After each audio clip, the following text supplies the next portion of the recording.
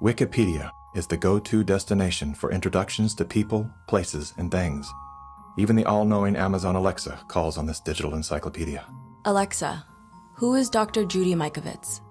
According to Wikipedia, Judy Ann Mikovits is a former American research scientist who is known for her discredited medical claims. She has been described as an anti-vaccination activist and a promoter of conspiracy theories, and has been accused of scientific misconduct. Wikipedia is supported by the Wikimedia Foundation, a non-profit parent organization with a long history of politically tied funders. Many named, many anonymous. What exactly does a Wikipedia donor receive in exchange for their generosity?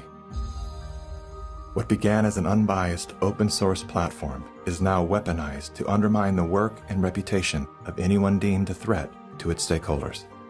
And once they smear you, they lock you out for making corrections to your own bio.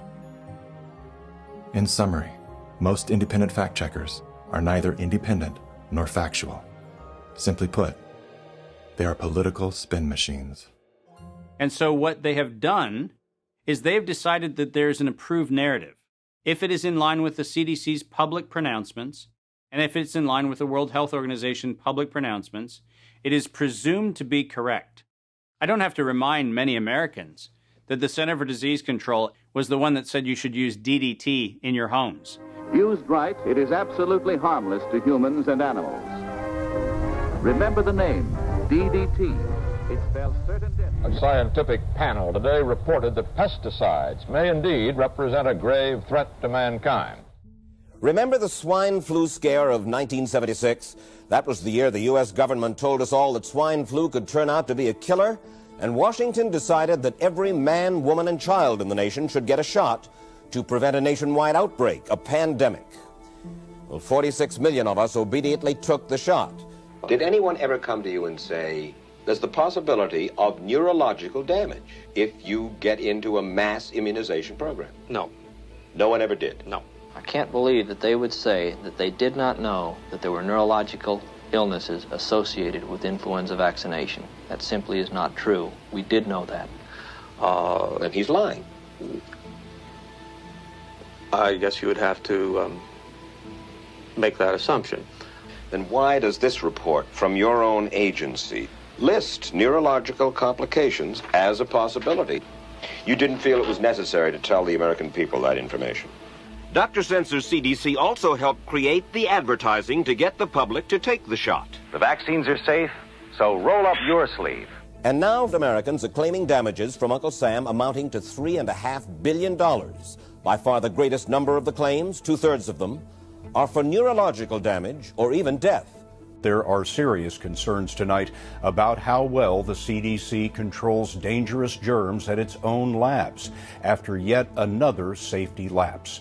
For the third time in a month, the CDC acknowledged deadly pathogens were handled incorrectly in government labs. That CDC is the CDC that allegedly is looking out for your public health. When we start with the assumption that the official dogma has to be the objective standard, then what fact checkers look for is a piece of published media that confirms the statement made by that particular organization.